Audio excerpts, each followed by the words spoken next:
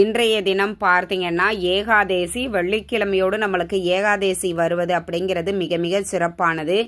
ஏகாதேசி விரதம் இருக்கக்கூடியவர்கள் நேற்று மதியம் நம்ம உணவு எடுத்துக்கொண்டதோடு நிறுத்தி கொள்ள வேண்டும். இரவு உணவு உட்கொள்ளாமல் இன்றைய தினம் முழு உபவாசமாக இருந்து நாளைய தினம் காலையில் குளிச்சுட்டு பூஜைகள் முடித்த பின்பு நீங்கள் உங்களுடைய விரதத்தை நிறைவு செய்து கொள்ள வேண்டும். இப்படித்தான் ஏகாதேசி விரதம் அப்படிங்கிறது இருப்பாங்க. வாய்ப்பு இருக்கிற அனைவரும் விரதம் இருந்து பெருமாளை வழிபாடு செய்யுங்கள். விரதம் இருக்க முடியாதவர்கள் இந்த ஒரு மந்திரத்தை சொல்லுங்கள். நிச்சயம் பெருமாளினுடைய அனுகிரகம் உங்களுக்கு கண்டிப்பாக கிடைக்கும். என்ன ஒரு மந்திரம் அப்படின்னா, ஓம் ஸ்ரீம் லலிதம் லம்போதரம், ஓம் ஸ்ரீம் லலிதம் லம்போதரம். இந்த மந்திரத்தை 108 முறை பெருமாளை நினைத்து பாராயணம் பண்ணுங்கள். நீங்கள் நினைத்ததை பெருமாள் நிச்சயம் நடத்தி கொடுப்பார்.